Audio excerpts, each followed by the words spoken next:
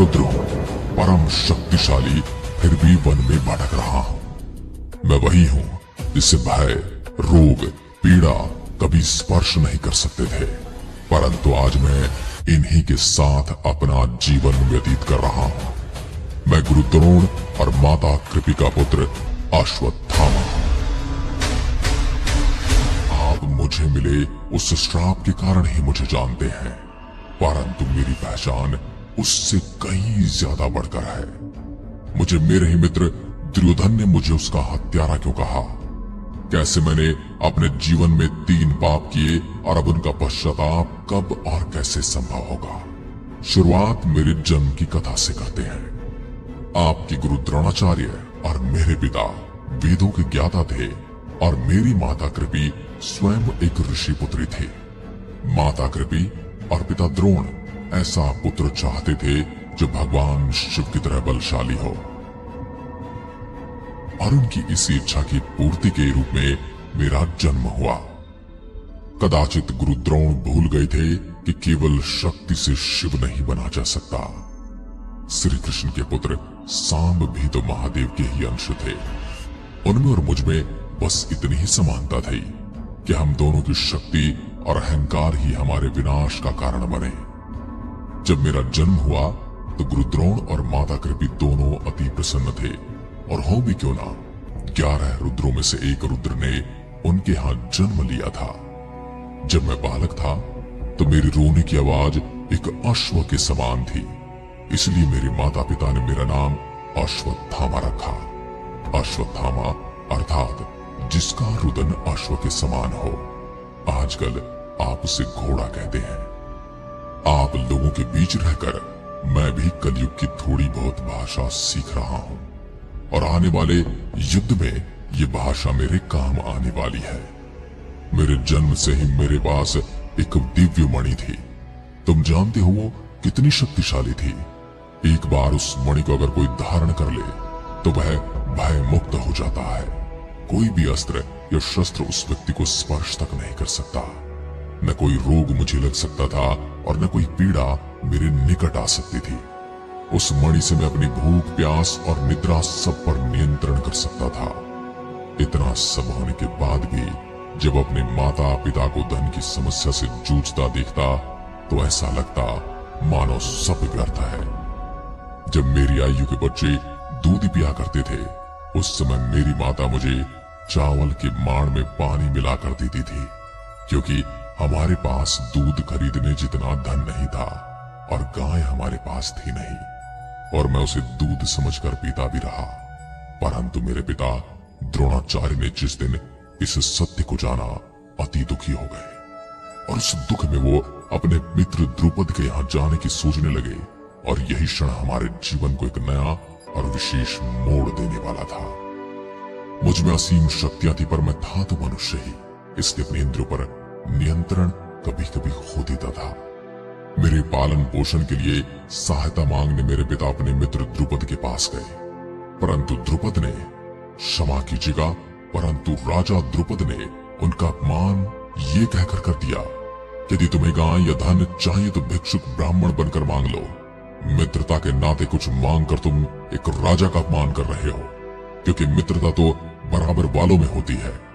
पिताश्री इस अपमान की हाला को पी गए और दिन रात उसी क्षण को याद करके दुखी रहते गए। उसी पल से मेरे पिता ने प्रतिशोध का मन बना लिया और मैंने उस प्रतिशोध को अपना जीवन। इसी दौरान पितामह भीष्म ने मेरे पिता को कौरवों और पांडवों का गुरु बना दिया, और हमारे जीवन में धन का अकाल समाप्त हो गया। परंतु ये धन इसके बदले में हमसे क्या चाहता था, यह आने वाला समय तय करने वाला था, क्योंकि संसार में कुछ भी मुफ्त नहीं मिलता। वहीं मुझे मेरा मित्र दुर्योधन मिला। वो कौरव कुमारों में सबसे बड़ा था, बहुत बलिष्ठ भी था, और मित्रों के साथ उसका व्यवहार बड़ा ही अच्छा था।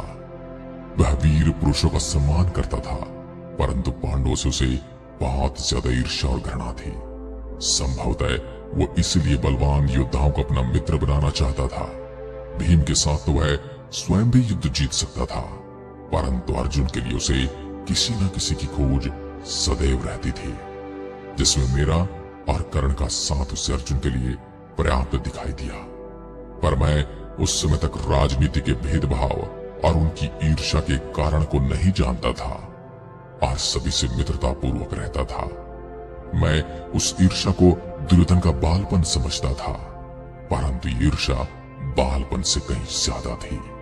मैं अर्जुन से थोड़ा बहुत प्रतिस्पर्धात्मक व्यवहार रखता था, यानी कि हम दोनों के बीच कंपटीशन था, क्योंकि वो मेरे पिता को मुझसे अधिक प्रिय था, क्योंकि वह सीखने के लिए मुझसे ज्यादा आतुर रहता था। दुर्योधन पांडवों से सदैव ईर्ष्या करता रहा। उसे लगता था कि उनके पिता ने कई वर्षों पहले उसके पिता धृतराष्ट्र का सिंहासन छीना था और अब पांडव उसका सिंहासन छीनना चाहते हैं। पांडवों के पास अतुल्य शक्तियां थी, आखिर वो देवपुत्र थे। मेरे पिता को मुझसे अधिक अर्जुन प्रिय था और उसे सर्वश्रेष्ठ धनुर्धारी बनाना चाहते थे, और अपना वचन पूरा करने के लिए उन्होंने गुरु दक्षिणा में एकलव्य से उसका अंगूठा तक मांग लिया था। अर्जुन को सदा ही सानिध्य प्राप्त हुआ, चाहे फिर वो गुरु द्रोण का हो या फिर श्री कृष्ण का, जिनके सानिध्य से जीवन पार हो जाता है, और हमें सानिध्य मिला दुर्योधन का। मेरे पिता का अर्जुन के प्रति व्यवहार देखकर मेरी ईर्ष्या बढ़ती चली गई, परंतु मैंने कभी अर्जुन से घृणा नहीं की, क्योंकि मुझे एक अच्छा शिक्षक बनना था, अपने पिता की ही भांति, और उसी का अच्छा योद्धा। परंतु उस समय की लेखनी को कुछ और ही स्वीकार था, और मैंने तो ये कभी स्वप्न में भी नहीं सोचा था कि किसी युद्ध के मैदान में मैं और अर्जुन आमने सामने खड़े होंगे। मैंने जब भी रणभूमि को अपने मानसिक पटल पर देखा तो मैं यही सोचता था कि दुर्योधन और अर्जुन तो मेरे ही पक्ष में खड़े होंगे, परंतु होने को टाल कौन सकता है। आप एक मुहावरा कहते हो ना, शत्रु का शत्रु मित्र होता है। बस इसी तरह मेरी और दुर्योधन की मित्रता गहरी होती चली गई, और पांडवों के प्रति दुर्योधन की नफरत भी। दुर्योधन से मित्रता थी, परंतु पांडवों से मेरा कोई बैर नहीं था। परंतु अपने पिता का साथ मैं छोड़ नहीं सकता था, और पिता श्री हस्तिनापुर के राजा और पितामह भीष्म को त्याग नहीं सकते थे। फिर आया प्रतिशोध का समय। राजा द्रुपद का आधा राज्य मुझे मिलना था। मेरे पिता ने गुरु दक्षिणा में यही मांगा था पांडवों की ओर से। वो चाहते थे कि उनके शिष्य द्रुपद को पराजित करें और उनका आधा राज्य मुझे दिलवाएं, ताकि मैं वह राजा बनकर कह सकूं, रह सकूं कि हे राजा द्रुपद, अब हम तुमसे बराबरी वाले हैं। जैसे कि राजा द्रुपद ने मेरे पिता को वचन दिया था और फिर उससे मुकर गए थे, इसलिए वो राज्य पाना हमारा अधिकार था। मेरे पिता मुझसे बड़ा प्रेम करते थे, तुम इसे पुत्र मोह भी कह सकते हो। यदि मेरे पिता श्री सिंहासन पर होते तो शायद धृतराष्ट्र के जैसा ही व्यवहार करते। पांडवों और कौरवों दोनों ने द्रुपद से युद्ध किया। कौरव 100 होने के बाद भी हार गए और पांडव 5 होने के बाद भी जीत गए। हर युद्ध संख्या बल से नहीं जीता जाता, कुछ युद्ध बुद्धि और युक्ति से भी जीते जाते हैं। यह हम कभी समझ ही नहीं पाए। द्रुपद के आधे राज्य की बागडोर संभाली मैंने, जो पांडवों ने जीतकर मुझे दिया था। हर एक दिन फिर ऐसा भी आया कि पांडवों की राजधानी भी मुझे सौंप दी गई और मैंने उस पर भी राज्य किया। बेचारे शकुनी मामा हमें ये समझाते समझाते थक गए। यदि समझ गए होते तो जिसमें श्री कृष्ण अर्जुन के सारथी बने थे, उसी समय समझ जाते कि युद्ध का परिणाम क्या होने वाला है। पर हम तो नारायणी सेना प्राप्त करके स्वयं को अजय मान बैठे थे। हमें दिखाई दे रहे थे महान योद्धा हमारे पक्ष में। एक और द्रोणाचार्य जो मेरे पिता, एक और पितामह भीष्म, और उनके साथ खड़े हुए मेरे मामा श्री कृपाचार्य और पिताश्री द्रोणाचार्य। कर्ण जैसे योद्धा को देखकर हम फूले नहीं समा रहे थे। द्रुपद को पराजित करने के बाद मुझे दोहरी प्रसन्नता थी, एक राज्य प्राप्त होने की और दूसरी प्रतिशोध पूरा होने की। लेकिन इस जीत से मुझे थोड़ी निराशा भी थी, क्योंकि यह विजय मुझे अर्जुन के कारण प्राप्त हुई थी। परंतु पिताश्री की इच्छा यही थी, इसलिए उन्होंने मुझे युद्ध के लिए नहीं भेजा। वो द्रुपद के बराबर होकर उसकी मित्रता निभाना चाहते थे और अपमान का बदला भी अपमान से लेना चाहते थे। वो द्रुपद से युद्ध नहीं चाहते थे, यदि चाहते तो मैं और पिताश्री अकेले ही पांचाल सेना को पराजित कर सकते थे, परंतु यह ब्राह्मण मर्यादा का उल्लंघन होता। मुझे अपने जीवन की सबसे कठिन निर्णय और अपनी सबसे बड़ी गलतियों का जब भी भान होता है, मैं अपने आप को द्रौपदी के समक्ष नतमस्तक पाता हूँ। मुझे दुर्योधन की मित्रता एक बोझ सा लगने लगती है। जब लाक्षागृह में उन्हें जलाकर मारने का दुर्योधन ने प्रयास किया, मैं एक राजा भी था और एक योद्धा भी। दोनों ही भूमिकाओं में मैं ऐसा करने का सोच भी नहीं सकता था। हमने तो राजा द्रुपद को भी मारने की नहीं सोची। उसका पूरा राज्य हमारा हो सकता था। हमने नैतिक मूल्य को कभी राज्य की लालसा की भेंट चढ़ने नहीं देखा और न चढ़ने दिया, पर अब मेरा मित्र ऐसा कर रहा था। मान अपमान, आरोप प्रत्यारोप चलते रहे। लाक्षागृह की घटना घटित हुई। हमें लगा पांडव साग में जलकर मारे गए, परंतु यह केवल हमारा भ्रम था। पांडव अब भी जीवित थे और अपने राज्य को लेने को और द्रौपदी को साथ लेकर लौटे थे। जिस द्रौपदी को दुर्योधन जीत न सका था, उसे अब वह अपमानित करना चाहता था। पांडव अपना राज्य लेने लौटे और एक अलग राज्य का निर्माण किया। उन्होंने इंद्रप्रस्थ नाम की एक नगरी को बसाया और वहां से अपने राज्य का शासन आरंभ किया। परंतु दुर्योधन से ये भी न सहा गया और उसने एक ऐसा षड्यंत्र रचा, द्यूत क्रीड़ा में पांडव अपना सब कुछ हार गए। उसके बाद राज्यसभा में जो हुआ, महाराज धृतराष्ट्र, भीष्म, पिताश्री द्रोणाचार्य, मामा श्री कृपाचार्य, अंगराज, कर्ण, पांचों पांडवों और मेरे रहते कुछ ऐसा हुआ जिस पर मौन रहकर अपने जीवन का मैंने सबसे बड़ा पाप किया। पिताश्री और भीष्म तो हस्तिनापुर सिंहासन के ऋणी थे, परंतु मैं क्यों मौन रहा? ये मैं आज भी सोचता हूं तो मेरा सर शर्म से झुक जाता है। मैं मित्र के नाते दुर्योधन को रोक सकता था। मैं एक राजा के नाते उनको रोक सकता था, उनकी सभा का त्याग कर सकता था। मैं एक योद्धा, एक ब्राह्मण के नाते भी उस दृश्य को, उस घटना को होने से रोक सकता था। मुझ में सामर्थ्य भी था, परंतु मैं फिर भी मौन रहा। ऐसी धनुर्विद्या, ऐसा ब्रह्मास्त्र किस काम का जो एक नारी के सम्मान की रक्षा न कर सके। गांधारी के कहने पर द्रौपदी ने तो सबको क्षमा कर दिया, परंतु मैं अपने आप को कभी क्षमा नहीं कर पाया। कहानी यहां भी समाप्त नहीं हुई। मामा शकुनी ने अपने प्रपंचों से उन्हें 12 साल का वनवास और 1 साल का अज्ञातवास दिलवा दिया। हमें लगा कि पांडव सदा के लिए हमारे जीवन से चले गए, क्योंकि शर्त ये थी, अज्ञातवास के वर्षों में अगर पांडवों को किसी ने ढूंढ लिया तो उन्हें पुनः 12 वर्षों का वनवास और 1 साल का अज्ञातवास भुगतना होगा। हमें लगा हम उन्हें ढूंढ लेंगे, लेकिन ऐसा हुआ नहीं। अर्जुन को मिला श्राप भी उसके लिए वरदान सिद्ध हुआ और 1 वर्ष वो नर्तकी के रूप में रहा और अपनी पहचान गुप्त रखने में कामयाब रहा। पांडव लौटे और युद्ध की घोषणा हुई। इससे पहले श्री कृष्ण संधि का प्रस्ताव लेकर आए। केवल 5 गांव देने से यह भीषण युद्ध टल सकता था, लेकिन दुर्योधन यह नहीं चाहता था। कर्ण और शकुनी जिस योद्धाओं ने उसे ऐसा करने ही नहीं दिया। और फिर महाभारत के युद्ध की शुरुआत हुई और वासुदेव कृष्ण ने बड़ी चतुराई से बहुत सारे योद्धाओं को युद्ध से अलग कर दिया। लोग कहते हैं वासुदेव ने इस युद्ध में बहुत छल किए, परंतु उससे पहले एक छल तो अभिमन्यु के साथ हो चुका था, जिसमें मैं भी भागीदार था। उन्होंने अर्जुन को बचाने के लिए भीम के बेटे घटोत्कच की हत्या होने दी।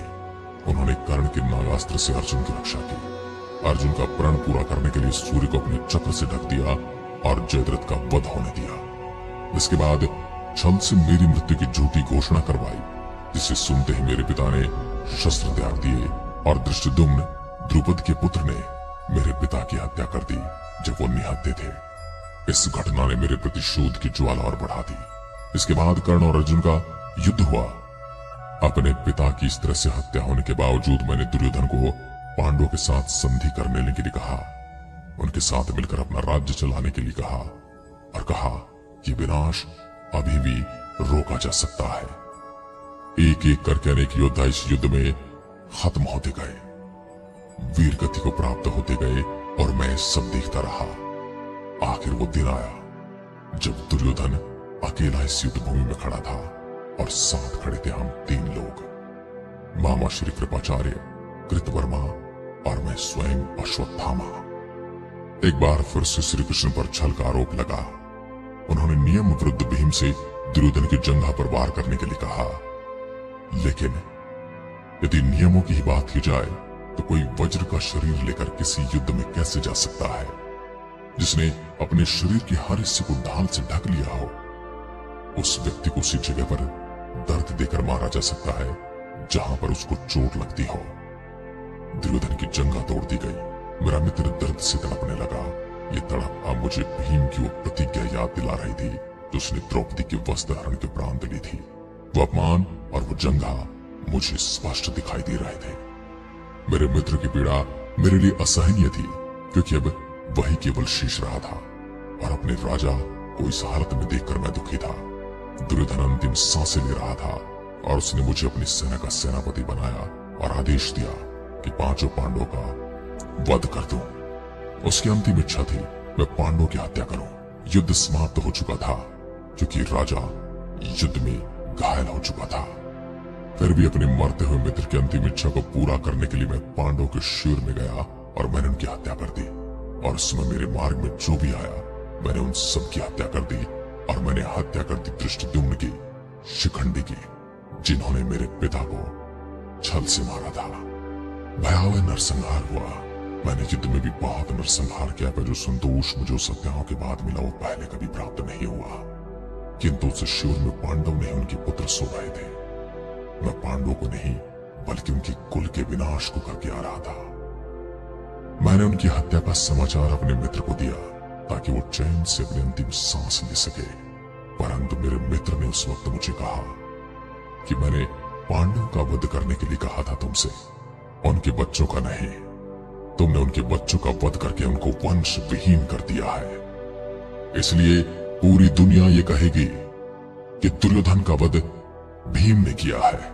परंतु मैं जानता हूं और अश्वत्थामा तुम जानते हो कि मेरा वध तुमने किया है। तुमने वो काम कर दिखाया है जो दुर्योधन भी करने से डरता है, जो दुर्योधन कभी नहीं करता। तुमने बच्चों का वध कर दिया है। पांडव जब अपने शिविर में लौटे तो अपने पुत्रों के शव देखकर मुझसे प्रतिशोध लेने आए। तब मैंने उन पर ब्रह्मास्त्र से प्रहार किया और उसका प्रत्युत्तर अर्जुन ने भी अपने ब्रह्मास्त्र से ला कर दिया।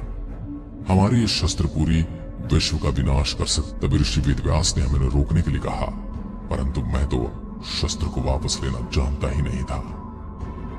मेरा क्रोध अभी भी शांत नहीं था। मैंने पांडवों के पुत्रों को तो मार ही दिया था। अब मेरी नजर पांडवों के आखिरी वंशज पर पहुंची। मुझे पता चला कि अभिमन्यु की संतान अभी जीवित है और पांडवों का वंश अभी समाप्त नहीं हुआ। तो मैंने उस ब्रह्मास्त्र को उत्तरा के गर्भ की ओर भेज दिया, पांडवों के अंतिम वंशज को मारने के लिए। श्री कृष्ण का धैर्य समाप्त हो चुका था। अब मेरे लिए उनके पास क्षमा शीश नहीं थी। उन्होंने उत्तरा के बच्चे को तो बचा लिया, किंतु मुझे जीवन दान देकर हमेशा के लिए मार दिया। मुझसे मेरी मणि छीन ली गई। मेरे शरीर को रोगों से भर दिया गया। मेरे माथे की घाव से रक्त रुक नहीं रहा। मैं अश्वत्थामा जो पीड़ा मुक्त था, आज वह पीड़ा में जूझ रहा है।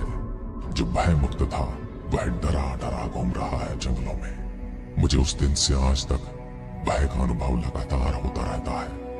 और ये पाप इतना बड़ा था, मैंने युद्ध में कितने ही लोगों को मारा था और द्रौपदी ने भी मुझे उसके पुत्रों के वध से क्षमा दे दी थी।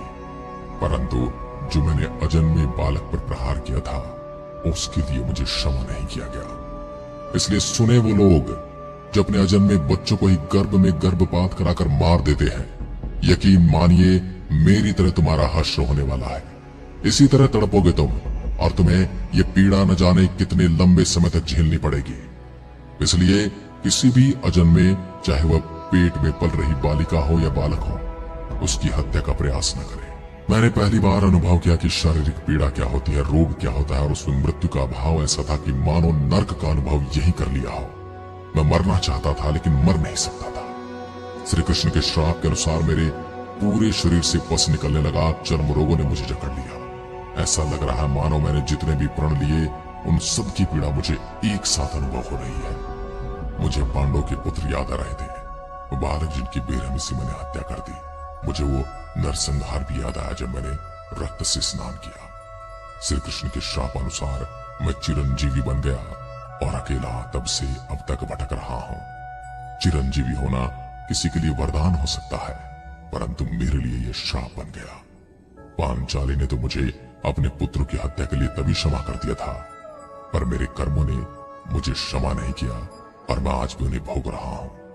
अब बस प्रतीक्षा है उस अवतार की, उस कल की अवतार की, जो मुझे एक बार फिर से पीड़ा मुक्त करके, मुझे भय मुक्त करके एक बार फिर से धर्म की ओर से युद्ध लड़ने का वो अवसर देगा, जिसे हम जीतेंगे भी और स्वयं भगवान विष्णु के अवतार कल्कि मेरे पक्ष से युद्ध लड़ रहे होंगे।